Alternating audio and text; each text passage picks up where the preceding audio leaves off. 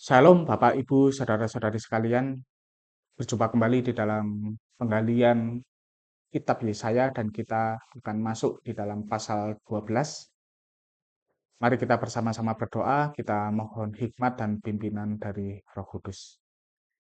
Ya Tuhan Allah Bapa kami, terima kasih untuk kesetiaan-Mu di dalam mengiring kami melalui pembelajaran bagian demi bagian di dalam kitab Yesaya ini.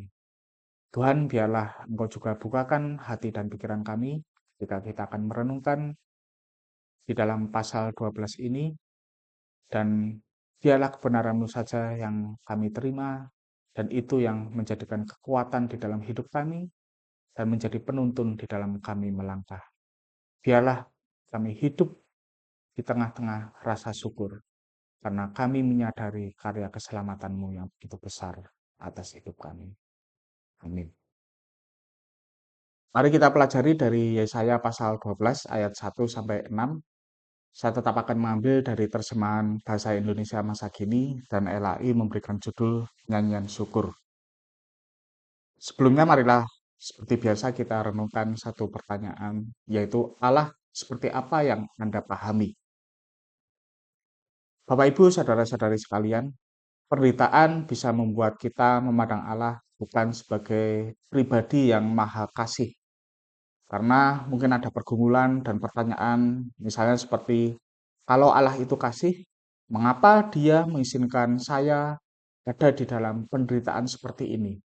Kalau Allah itu kasih, mengapa saya ada di dalam kondisi yang tidak mengenakan, berlarut-larut seperti sekarang ini? Atau kita juga bisa memandang Allah sebagai pribadi yang tidak maha kuasa. Dan pertanyaannya adalah, kalau Allah maha kuasa, mengapa Dia tidak bisa menghentikan penderitaan saya ini? Beberapa minggu ini secara khusus kita dipaparkan tentang sosok Allah yang begitu murka kepada orang-orang yang memberontak kepadanya. Termasuk juga Allah murka terhadap umatnya sendiri ketika mereka juga memberontak kepadanya.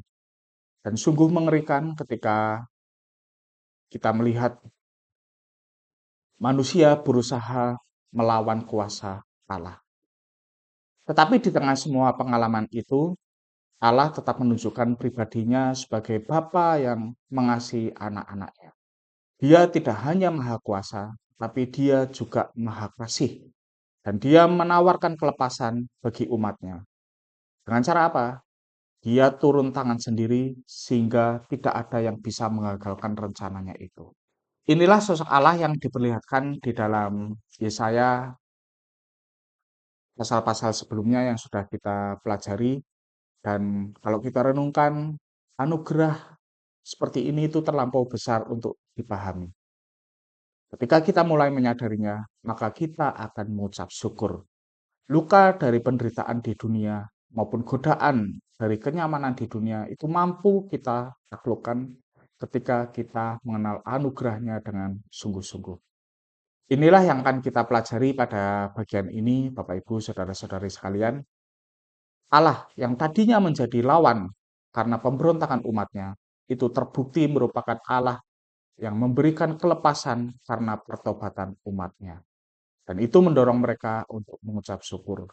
Dan sebagaimana mereka mengucap syukur, kiranya apa yang akan kita pelajari ini juga akan menuntun kita untuk mengucap syukur kepada Tuhan di tengah problematika kehidupan yang kita jalani saat ini.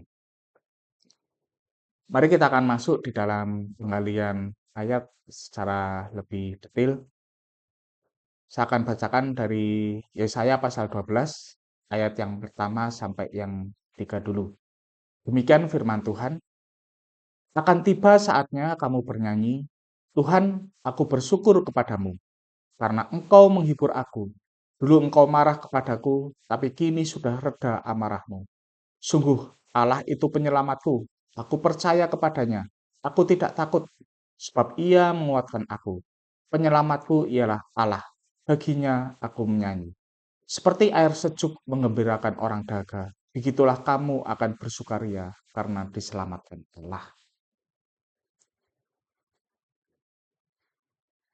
Murka Allah itu tidak akan selamanya ada bagi mereka yang mau bertobat. Ini harus kita pahami. Dan Allah turun tangan menyelamatkan orang-orang yang bersandar kepadanya. Ini yang terjadi pada beberapa bagian yang kita pelajari di minggu yang lalu. Dan pada bagian ini kita melihat bagaimana umat Allah itu mengucap syukur atas kelepasan atau keselamatan yang telah mereka terima dari Allah. Dan kita bisa membandingkannya dengan nyanyian puji-pujian di dalam Keluaran 15. Ini menceritakan ketika bangsa Israel telah menyeberangi Laut Berau dan pasukan Mesir itu ditenggelamkan. Kemudian di dalam Mazmur 118 juga itu ada doa syukur atas kemenangan, dan di dalam Mazmur tersebut berulang kali ada kalimat kasihnya kekal abadi di dalam bahasa Indonesia masa kini atau di dalam terjemahan baru, bahwasanya untuk selama-lamanya kasih setianya. Nah, inilah yang menjadi kekuatan bagi umat Tuhan bahwa Allah tidak selamanya murka. Allah itu penyelamatku. Demikian pengakuan iman yang diucapkan oleh umat Allah ketika mereka telah mengalami kelepasan dari musuh-musuh mereka yang tercatat di dalam ayat 2. Dan ini mengingatkan pada arti nama Yesaya. Allah adalah keselamatan. Bagi kita yang memberontak, murka Allah itu terlampau besar untuk kita tanggung. Ingat, di dunia ini kita tidak bisa membayangkan seberapa jauh atau seberapa mengerikannya ketika kita berhadapan sendiri dengan murka Allah karena pemberontakan kita. Penderitaan di dunia ini tidak ada yang bisa menandingi seberapa berat murka Allah. Itulah yang terjadi ketika Tuhan Yesus sebelum dia disalib, dia berdoa di Taman Getsemani, dan di situ dia sangat ketakutan. Itu karena dia merasakan sendiri bagaimana dia akan menghadapi murka Allah ketika menanggung hukuman dosa bagi umat manusia. Dan apa yang dialami oleh Tuhan Yesus ketika itu, itu tidak akan mungkin bisa kita rasakan. Kita yang sudah ditebus oleh Tuhan Yesus, kita nantinya tidak akan mengalami seperti apa murka Allah itu. Dan penderitaan di dunia sehebat apapun itu juga tidak ada yang bisa dibandingkan dengan murka Allah. Jadi jangan bermain-main dengan dosa dan marilah kita percaya bertobat kepada Tuhan. Karena bagi kita yang mau bertobat, keselamatan Allah itu jauh lebih besar dibanding kesalahan kita. Dan berkat yang akan kita dapatkan melalui keselamatan tersebut itu jauh melampaui segala penderitaan yang kita alami di dalam dunia ini. Inilah yang menjadikan kita senantiasa bisa mengucap syukur ketika kita mengingat bahwa kita adalah anak-anak Tuhan. Seperti bangsa Israel yang dilepaskan dari musuh-musuh mereka, kita sebagai anak-anak Tuhan juga telah dilepaskan dari belenggu dosa dan ancaman hukuman dosa. Di dalam Yohanes 3 ayat 18 tertulis seperti ini, orang yang percaya kepadanya tidak dihukum, tetapi orang yang tidak percaya sudah dihukum oleh Allah, karena ia tidak percaya kepada anak Allah yang tunggal. Jadi, marilah kita renungkan bagaimana respons kita ketika kita mendengar firman Tuhan. Apakah kita percaya kepada Tuhan Yesus Kristus sebagai satu-satunya Tuhan dan Juru Selamat kita? Atau kita masih terus mengeraskan hati, masih terus ingin menjalani kehidupan sesuai dengan pikiran kita sendiri. Kita menolak Tuhan Yesus Kristus, dan pada akhirnya kita juga akan binasa ketika kita meninggal. Di dalam ayat 3 tertulis seperti air sejuk mengembirakan orang dahaga. Inilah sukacita yang dirasakan oleh orang-orang yang diselamatkan. Apakah kita juga merasakan sukacita seperti ini? Marilah kita renungkan. Banyak orang di dunia ini, termasuk juga orang-orang yang mengaku telah percaya kepada Tuhan, yang mereka puas dengan sukacita yang sementara, sukacita yang fana yang ditawarkan oleh dunia ini. Sampai-sampai mereka meninggalkan sukacita yang kekal. Ini adalah pilihan yang sangat merugikan. Kita sepertinya mendapatkan sukacita lepas dari beban di dalam dunia ini. Tetapi kalau itu sampai membuat kita meninggalkan Tuhan, terpisah dari kasih Kristus, maka sebenarnya apa yang sedang kita lakukan itu adalah kita sedang menuju kehancuran atau kebinasaan. Marilah kita perhatikan baik-baik apa yang tertulis di dalam Alkitab, apa yang terjadi pada umat Tuhan, dan marilah kita merespons dengan hikmat yang berasal dari Tuhan, sehingga kita bisa menjalani kehidupan sesuai dengan apa yang Tuhan mau, kehidupan yang bermakna. Dan itu hanya didapat di dalam Kristus, karena Dialah satu-satunya yang bisa memberikan kelepasan bagi orang-orang yang bersandar padanya. Kemudian ayat 4-6, akan tiba saatnya kamu berkata, bersyukurlah kepada Tuhan dan sembahlah Dia. Beritakanlah kepada bangsa-bangsa keagungan dan segala perbuatannya. Bernyanyilah bagi Tuhan, sebab Ia membuat banyak keajaiban. Biarlah seluruh dunia mendengar tentang perbuatannya. Bersorak-sorailah, hai penduduk Sion. Bernyanyilah dengan gembira. Allah Kudus Israel sungguh mulia. Ia tinggal di tengah-tengah kami. Inti dari bagian ini adalah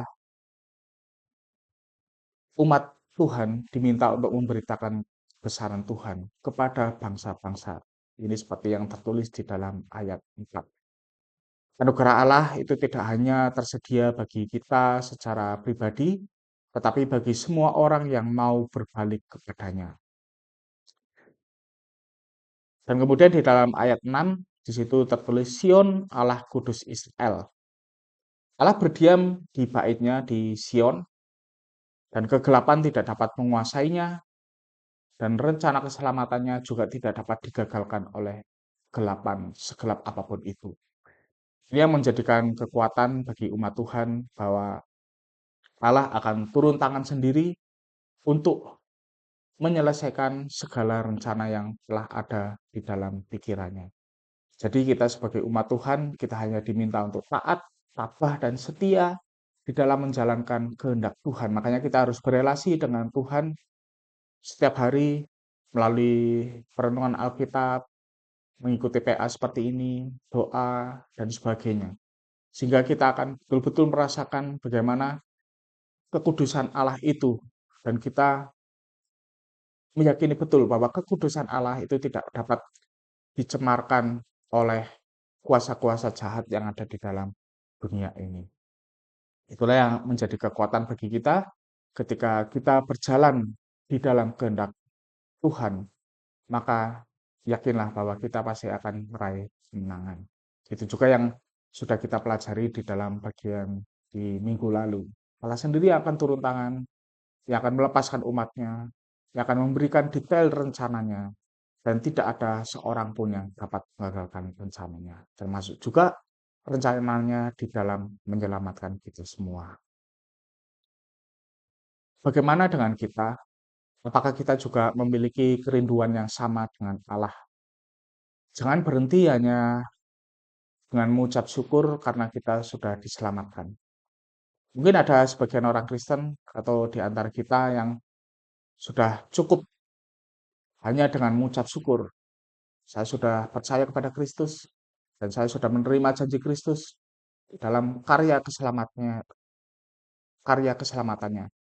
Berhenti sampai di situ. Bapak Ibu, saudara-saudari sekalian, ini bisa dikatakan sebagai pemikiran yang egois. Karena apa? Karena itu menunjukkan bahwa kita tidak memedulikan kebaikan bagi orang lain. Kita selamat sendiri. Padahal kalau kita renungkan, demi menyelamatkan kita, Tuhan Yesus itu harus turun, dia rela meninggalkan surga, hidup di tengah-tengah manusia yang berdosa. Demikian pula kita, ketika kita sudah diselamatkan, maukah kita juga rela meninggalkan kenyamanan hidup kita demi mengabarkan kabar baik kepada orang-orang di sekitar kita. Jadi rencana Allah ini bersifat universal, ya, mencakup seluruh bangsa yang ada di dalam dunia ini. Tidak hanya bagi suku kita, tetapi juga bagi suku-suku lain, termasuk juga suku-suku terpencil di dalam dunia ini. Maka marilah kita juga berbagian di dalam misi Allah ini, sesuai dengan apa yang ada pada kita. Kalau kita bisa pergi untuk memberitakan Injil pada suku tertentu, marilah itu kita lakukan kalau itu memang panggilan kita dan kita siap untuk menjalaninya. Kalau tidak bagaimana? Mungkin kita bisa berbagian melalui dana, kita bisa menyisihkan dari apa yang telah Tuhan berikan kepada kita secara finansial, kita berikan kepada lembaga-lembaga misi ataupun di dalam pelayanan-pelayanan yang kita kenal, atau juga kita minimal bisa berbagian di dalam doa. Kita doakan orang-orang yang kita kenal, yang dipanggil Tuhan untuk memberitakan kabar baik, termasuk juga kita mendoakan secara rutin bagi hamba-hamba Tuhan di dalam gereja kita. Jadi itulah berbagai cara kita bisa terlibat di dalam panggilan Allah untuk mengabarkan kabar baik. Tapi minimal beritakanlah kabar baik itu kepada orang-orang di sekitar kita, melalui perbuatan kita, dan juga melalui ucapan kita. Ucapan secara verbal, secara tegas bahwa Yesus Kristus itu adalah satu-satunya Tuhan dan Juru Selamat. Dan orang hanya bisa diselamatkan kalau percaya kepadanya. Dan itulah yang menuntun pada pemahaman bahwa Kristus adalah sumber rasa syukur kita. Di dalam pasal-pasal sebelumnya, Yesaya itu memaparkan segala dosa yang dilakukan oleh umatnya. Dan dengan dosa-dosa seperti itu, layak bagi mereka untuk mendapatkan murka Allah. Dan itulah gambaran keadaan kita, Bapak Ibu sekalian. Dosa-dosa kita juga membuat kita layak untuk menerima murka Allah.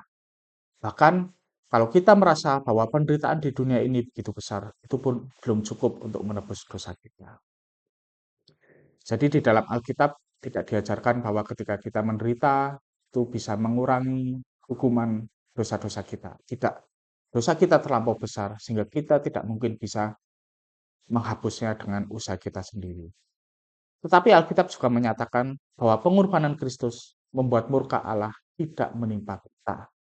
Walaupun kita tidak layak, tetapi kita dipandang layak, dipandang benar, dan dijadikan anak oleh Allah melalui Kristus. Jadi intinya keselamatan itu datang dari Tuhan. Dan itu murni inisiatif Dia. Dan hanya Dia yang sanggup mengadakannya. Kita hanya diminta untuk merespons karena kita tidak sanggup mengusahakannya dengan kekuatan kita sendiri.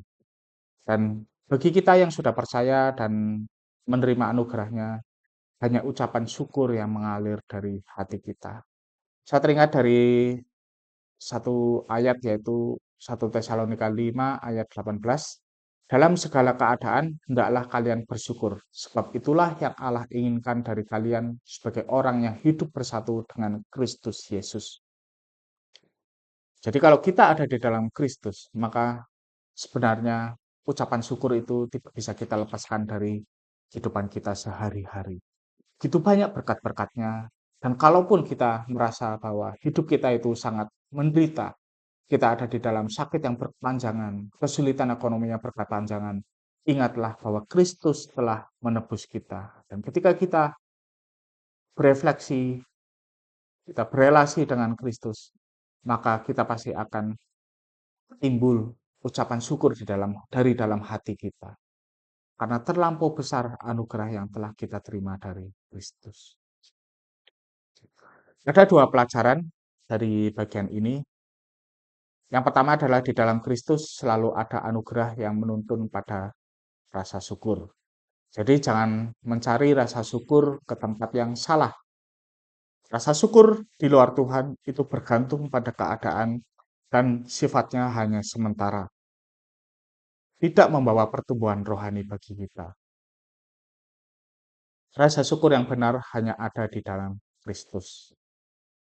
Jadi kalau kita berelasi dengan Kristus, maka kita akan mendapatkan sukacita yang akan menuntun kita untuk mengucap syukur. Kemudian semakin menggali Alkitab, semakin mudah pula kita bersyukur. Ada sebagian orang yang menganggap bahwa membaca Alkitab itu beban dan mereka inginnya enak, bacaan yang ringan, yang bisa bikin ketawa dan sebagainya. Tetapi mereka lupa bahwa justru semakin kita melekat pada firman Tuhan, maka hidup kita itu akan semakin lega. Karena itulah juga yang ditawarkan oleh Kristus, supaya kita datang padanya, karena dia itu memberikan kelegaan.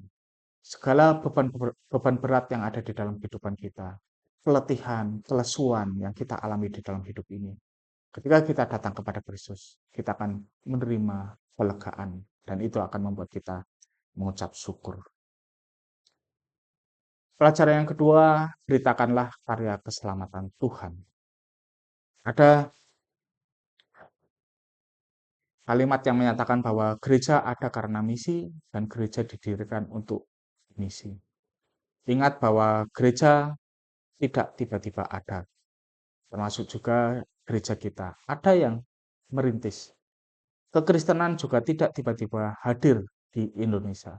Kalau kita bisa menjadi orang Kristen karena pemberitaan orang-orang di sekitar kita, maka sebenarnya kalau kita runut secara historis, secara sejarah, ada orang-orang yang mereka rela meninggalkan kenyamanan hidup mereka untuk datang ke Indonesia dan memberitakan Injil.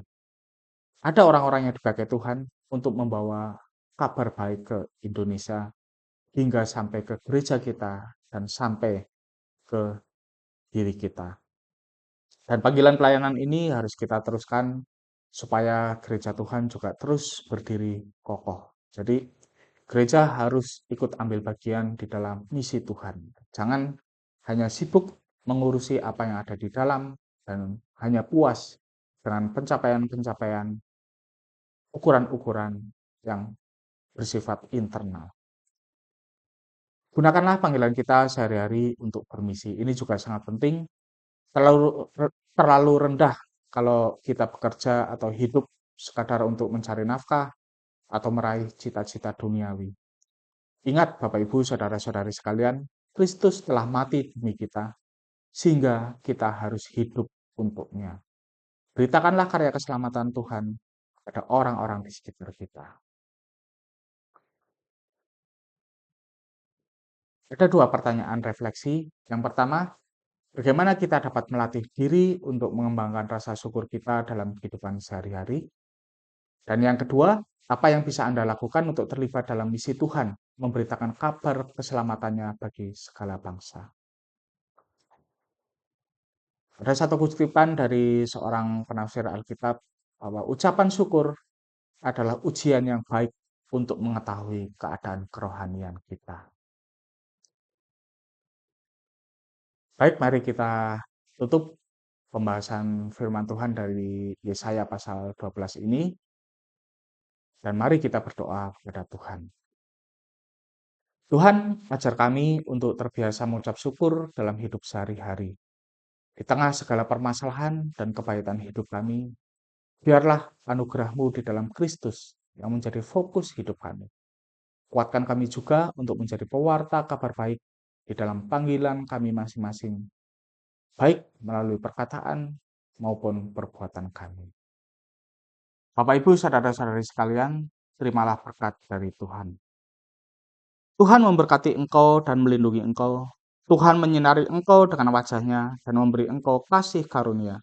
Tuhan menghadapkan wajah-Nya kepadamu dan memberi engkau damai sejahtera. Amin. Sampai jumpa di dalam PA seri Kitab Yesaya di minggu depan.